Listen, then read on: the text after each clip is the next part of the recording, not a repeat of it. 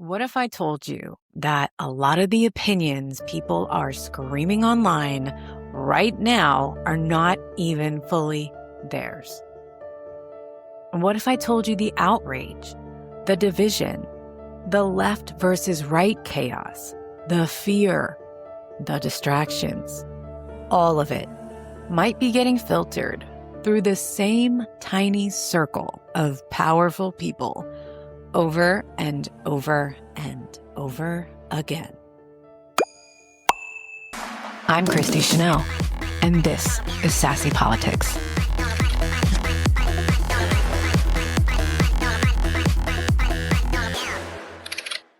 I know that sounds a little tinfoil hat, a little basement dweller conspiracy theorist, and unfortunately for all of us, I am slowly becoming one. I know I am trying very hard to stay somewhere in the middle of the road. Mentally, of course. I really am. But lately, I feel like I am driving a car with a bad alignment. Like I am technically still on the road, but I keep drifting. And the reason I keep drifting is because too many things that used to sound insane are turning out to be true. And that is deeply annoying because there are things that they want you to feel stupid for questioning, right? Things they want you to laugh off, dismiss, mock, roll your eyes at. And then 6 months later, you're like, oh, so that was real. Cool. Love that. That is so cool. That keeps happening, like a lot. And I think that is what is messing with people, right?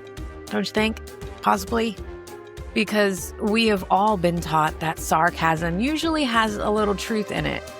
But nobody told us that conspiracy theorists might also be pulling from the same actual shit. Not all of it, but enough of it has turned out to be real. But I think we need to stop acting like every uncomfortable question is crazy. I'm not crazy.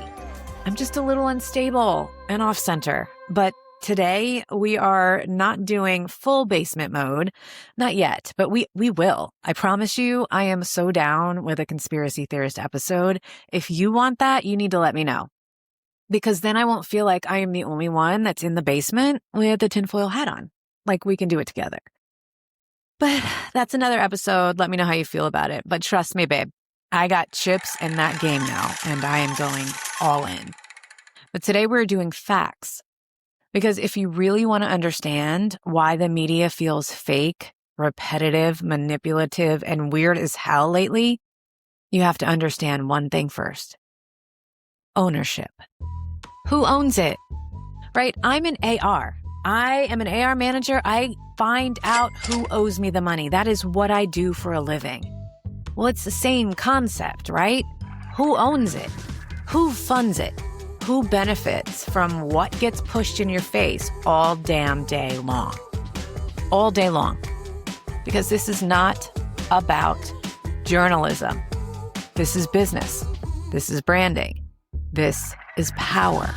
And if people with money also have political agendas, Houston, we are being psychologically babysat.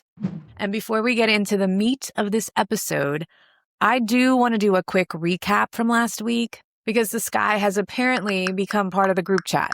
We are still seeing more of these fireball and meteor stories pop up. And March really has been unusually active. The American Meteor Society says the first quarter of 2026 has had a real surge in the biggest fireball events, especially in March, with more high witness events and more sonic booms than usual. NASA is also saying we are in peak fireball season, which naturally increases sightings around the March equinox, and that more cameras everywhere now make these events easier to capture and share. So if you feel like, hold on, why are there suddenly so many of these? You are not imagining that there have been a lot of these reports. But I also want to be careful here. I don't want to do the same thing that the media does and just act like we are more certain than we are, because we really don't know, right? We're all just trying to guess. I am here just throwing the questions at you so that you don't just take things for face value. We do not have that luxury anymore. NASA's position is basically Yes, bright fireballs happen all the time. This is peak season, and more cameras make them feel even more constant. At the same time, the American Meteor Society says the jump in the biggest events look real enough that it deserves serious investigation. Those two things can be true at the same time. And just in the past stretch of March, AMS highlighted major events over Ohio on March 17th, Houston on March 21st, 2 separate California fireballs on March 23rd, and additional fireballs over Michigan and Georgia on March 24th. AP also reported a bright green fireball over the Pacific Northwest on March 21st. So no, you're not crazy if it feels like the sky has been super busy. Have you seen one? Because at this point, I feel like the universe is subtweeting. Anyway, back to today's episode. Today, we are talking about something that should honestly terrify more people than it does, and I am not fear-mongering. I just want you to pay attention. So if I have to say terrify to get your attention, well, good. I hope I have your attention. And this is probably because a lot of people are still in the Matrix, right? And I do not even mean that dramatically. I mean literally. Who owns the media?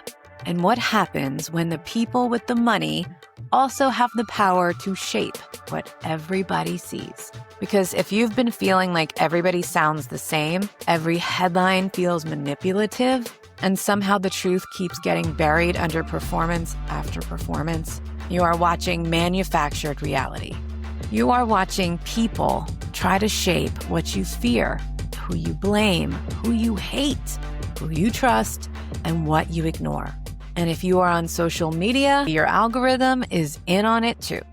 So let me give you an example. And this is extremely dangerous to our democracy. This is extremely dangerous to our democracy. This is extremely dangerous to our democracy. This is extremely dangerous to our democracy. This is extremely dangerous to our democracy. Same words, same rhythm, same script, just different faces. If you watch that and are feeling a little creeped out, good, that's the point. Because you should. It's just dangerous. That viral, "This is extremely dangerous to our democracy" montage came from Sinclair-owned local stations reading centrally pushed language, and Sinclair has been criticized for using local news infrastructure to distribute nationalized messaging. Researchers have also found Sinclair acquisitions were associated with less local coverage and more national politics. And that is the point. This is not just about, well, CNN lies, Fox lies, MSNBC is propaganda, social media is fake. Okay, yeah, sure. That is level 1. If you are here with me right now, we are on level 2, because the bigger issue is not just what channel leans where. The bigger issue is who owns the platform, who funds it, who benefits when certain things get amplified, and who disappears when the story becomes inconvenient. That is the real question, because once you understand that media is not always journalism, or at least not nearly as much of it as we would like it to be, everything starts to click. Some of it is journalism. I'm not going to take it away from the people out there really doing the work. They're doing real journalism, necessary journalism. But a lot of it is advertising, narrative control, emotional manipulation. And if that sounds dramatic, just look around. People are out here defending billionaires like they are family members. That is weird.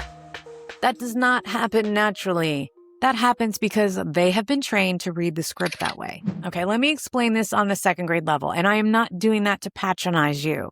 I'm doing that because I want to make sure that it makes sense. Sometimes the way that people explain things are so complicated and complex that I miss the little details. So I want to make sure I capture those little details this time around. I'm explaining it to myself too. Okay. So let's say there's this guy named Mr. Jones, and I'm not talking about Jerry Jones, just a random Mr. Jones. So Mr. Jones buys a big apartment complex. Now from the outside, it looks like just many different apartments. Apartment 1, it looks a little different. Apartment 2 has a different set of curtains in the windows. Apartment 3, they painted their door red. And Apartment 4 has a welcome mat that says, live, laugh, love. From the street, it looks like all these places are separate, but they are not, because they all belong to Mr. Jones.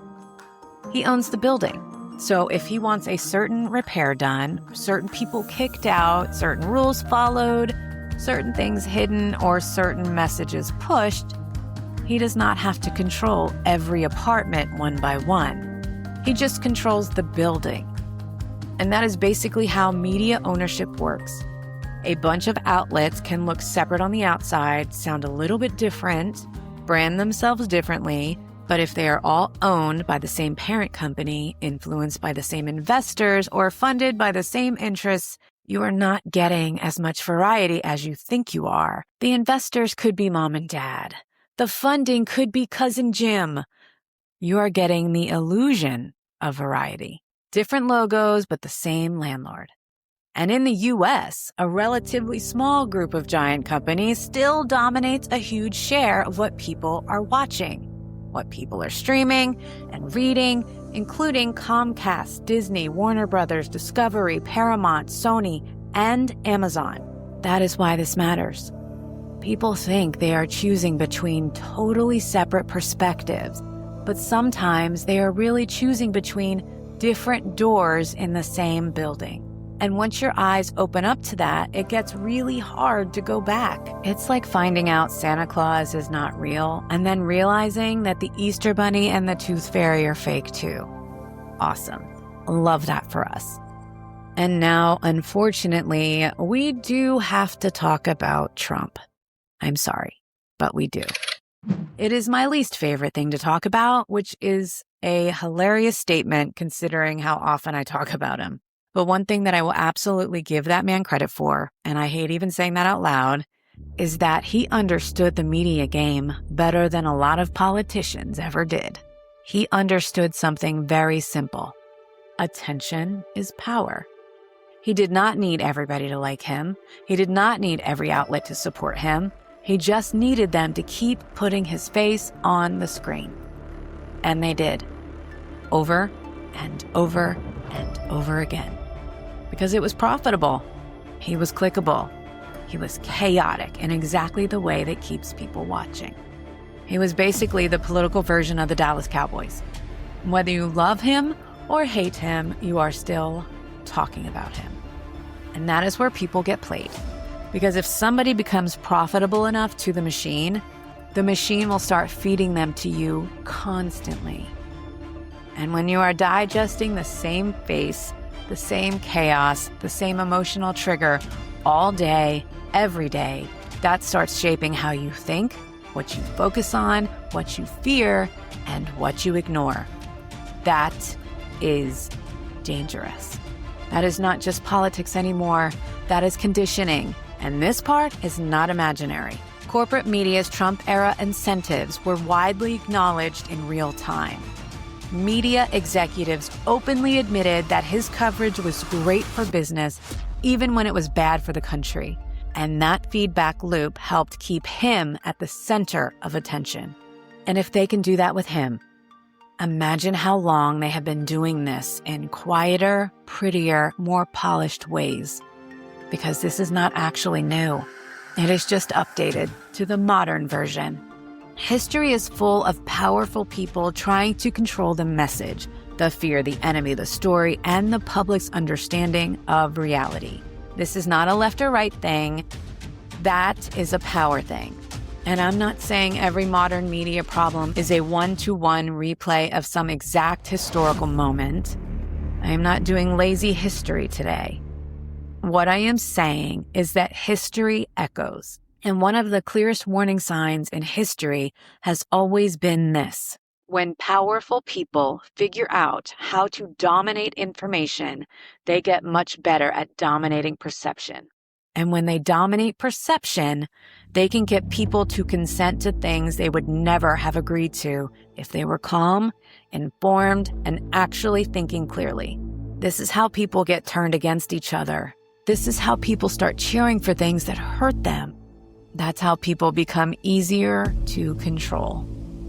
And if you think we are above that, I do not think you have been paying attention. And then came social media, which a lot of us thought was going to save us. Well, I mean, maybe it didn't. I don't know. I kind of love it and kind of addicted.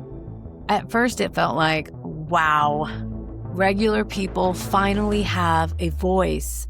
And in some ways, that part is true. I know I have one that I'm able to use every single day. Everyday people got in. Whistleblowers got in. But then what happened? Algorithms, monetization, rage bait, engagement farming, addiction by design. And instead of replacing the machine, social media became another arm of it. Louder, faster, more personal, more intimate. Now, the manipulation does not just happen on your TV. It happens in your hand, in your bed, at a red light, half awake, when you are lonely, when you are angry, when you are vulnerable. And that is a whole different level of dangerous. And this week, 2 major verdicts landed against big tech. A Los Angeles jury found Meta and YouTube liable in a social media addiction case and awarded $6 million to the plaintiff, while a New Mexico jury ordered Meta to pay $375 million over findings that it misled users about safety and enabled child exploitation risks. Both rulings are expected to be appealed, but they are a big deal because they target the design and safety claims of the platforms, not just isolated posts. So yes, one victim or one family may be named in the lawsuit, but if we are being honest, the victim is kind of all of us. Too bad we all did not get in on that lawsuit. Because if a platform is intentionally designed to keep you emotionally activated, endlessly scrolling, pairing, reacting, and feeling unstable, that's not really neutral. That is behavioral engineering. So, what do we do? Because I do not want to be this episode to just be, well, everything is fake. Good luck, everybody. Hey. No, that is not the point. The point is not hopelessness. The point is awareness. The point is discernment. The point is getting your brain back. Because the second you realize you are being emotionally managed, you can start interrupting it. That is where your power comes back in. You start asking better questions. Why was this put in front of me today? Who benefits from me feeling this way right now? And why is this story everywhere while something else is buried? Is this informing me or is this steering me? Am I reacting or am I actually thinking? That is the shift. And if enough people start doing that, the machine loses some of its grip because the machine only works if you stay asleep inside of it. So no, you are not crazy for the 3rd time. Something is off. And no, it's not just the media in some vague dramatic way. It is ownership. It is money. It is influence. It's repetition. It is fear. It is power. And if we do not start teaching people how this actually works, we're going to keep fighting with each other while the people at the top keep cashing in. That's the trap. To keep us distracted, divided, exhausted, overstimulated, and too emotionally drained to think clearly. But there is good news. Hope is never lost because you are here and I am here and we have not given up. So do not dare count yourself out. I get being tired. I get being overwhelmed and I get feeling defeated. I truly do. I need to step away at times and just regroup, reset, and restart. But we are not defeated. Not while we are still here. Not while we are still thinking and not while we are still questioning. Let's just keep talking to each other, right? We are building. And that brings me to Linked We Stand. We are building community. We are building resources. We are building something that starts with people deciding they are not going to do this alone. So head over to linkedwestand.com and click the tab that says Get Involved. Put your information in, get on the email list, and get started with this community. The site is still under construction because Rome was not built in a day, but it does start with you. Protect your peace. Stop handing your reality over to billionaires, corporations, algorithms, and people whose business models depend on keeping you emotionally unstable. Your brain is yours. Your voice is yours. Your discernment is yours. And the second you stop blindly swallowing what you are being fed, you become a hell of a lot harder to control.